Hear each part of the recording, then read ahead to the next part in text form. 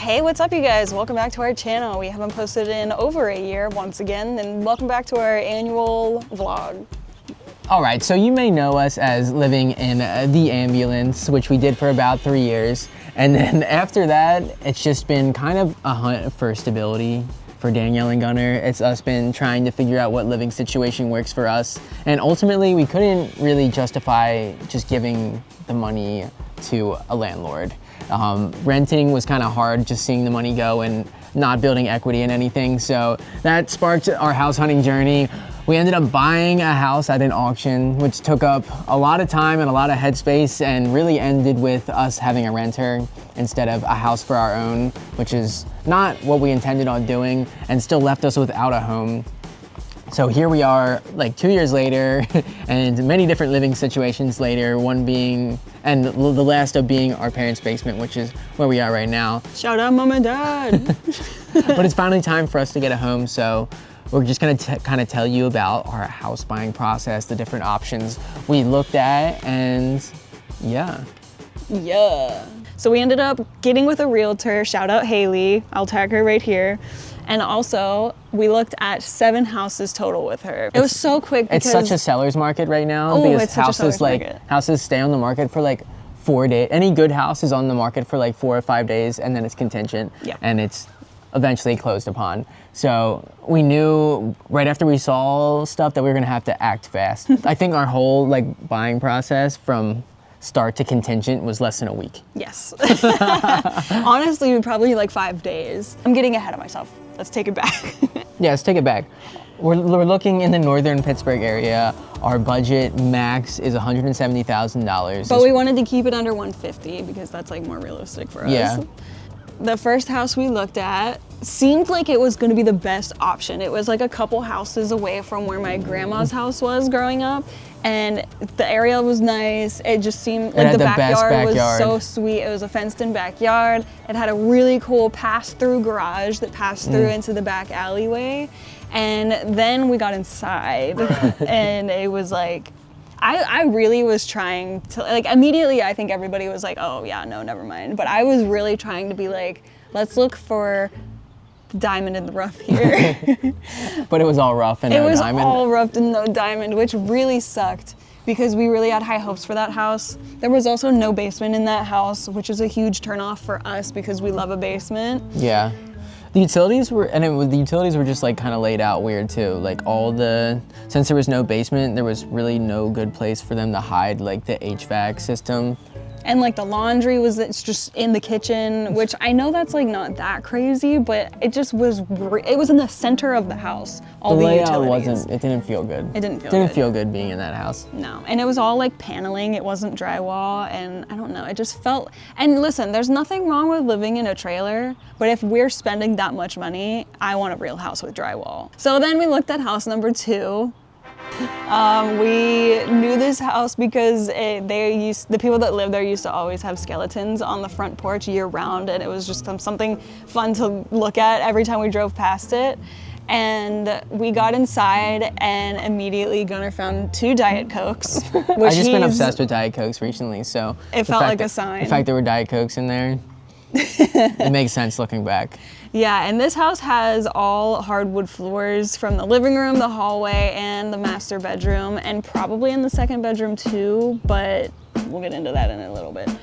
And the kitchen's huge, which is a super big plus. It has a giant basement that's very dry. It has a Pittsburgh potty, which is like a huge plus for Gunnar. I think, and me too, because the amount of times that when we had a living space with only 1 bathroom, when we both had to go to the bathroom at the same time, was just enough that we knew we had to have 2 toilets in the house.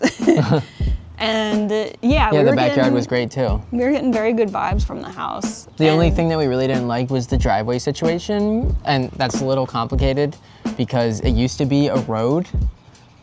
Or it was going to be a road. It was going to be a road, and then the township didn't finish it, and now it's just used as a shared driveway between the 2 houses. The 2 houses that sit next to it. Yeah, which is interesting. So then we went to house number 3. which ended up being someone that we kind of know's old house, which was kind of weird. But it just it wasn't the vibe. I don't know. It was a beater. There's a lot of work to be done. And then we went into the basement and it was literally caving in on itself, which and we're was like, yeah, no. Huge red flag. It was a huge red flag because also they weren't giving any seller disclosure with that house either. Yeah. So it was like, whoa, okay, how are we supposed to know anything? But yeah, once we saw the basement, it was like a hardcore pass on that one. That was just like not it. But we also drove past another house on the way to the third house that we weren't even planning on looking at, but we figured we might as well do that anyway. So we went and looked at that house, and it was at like the pretty much like the top of our budget, like at 169 or something. And honestly, or like just dropped into our budget yeah, that day. It had like just dropped into our budget. budget. There was a price cut into our budget. Yeah, and we went and looked at that one, and honestly, I don't hate that house. There's nothing really wrong with it. There was really nothing super wrong or bad or good or excellent about this house. It was just kind of whatever, but because of the fact that it was at the top of our budget, we decided to keep looking just because we wanted, if we were gonna buy something at the top of our budget, we wanted to be like wowed by it. And that's when we went to the fifth house. Wow. Which is the one that you're talking about that didn't have a basement again. Yeah, that one had just dropped into our price range. Yeah, nice backyard on that one. There was a beautiful backyard, and honestly, it was a nice garage and a nice driveway, but it still had that paneling inside that we really didn't like. Yeah, it just, I don't know what is up with that paneling. It's just so like off-putting. That house was maybe like $110,000 or something. I would have considered it a lot more, but because also that was at the top of our budget, it was just kind of like, yeah. Also, no basement. We hate that. And that concluded our first day of house hunting. And then we went the very next day to go see a house in an area that we really liked. This was house number 6. And we were a little bit hesitant about this house because the pictures did make it look a little bit sketchy, but it wasn't like enough of a red flag that we were like, let's not, because we really like the area. So we went and looked at it, and as soon as we pulled up, there was 2 tarps on the roof and a hole in the roof. And we spent probably about 5 minutes in that house. Yeah, it was gross. But and it was in a really nice area, so the taxes were also almost double what everything else was. Yeah, and the hole in the roof was right over the stairs, and so the stairs were literally growing like moss and mold on them. And then the stairs. I mean, we like plants, but I don't know about that. This just seems like a little bit too much. I don't know. And then the last house that we looked at was a smoker's house. It also didn't have a driveway, which was a huge red flag. Top of our budget once again. I did like that it actually had like an upstairs, and all 3 bedrooms were upstairs, and there was like a bonus room off to the side of the kitchen. Like if it wasn't a smoker's house, it was not bad. I kind of would have considered it, and if it had a driveway. We posted all these videos on TikTok, and whenever I posted the smoker's house one, everybody was like, do not buy a smoker's house. You will never get the smell out of it. Even if you think you did, years later you'll catch a whiff of it. Like it'll never be gone. It's in the ducts, it's in everything. Like even if you remove all the carpet and you put that special paint on the walls, like it'll never be gone. And I was like, you're right, I'm never doing a smoker's house. And then we put an offer in on, drum roll please. Hey. How's it going? They accepted the offer. No way. Yeah. Wow. So I'm gonna write up a revised offer. Wow, we're gonna be homeowners again. We're gonna go to the house to celebrate. We're like the wrongest way.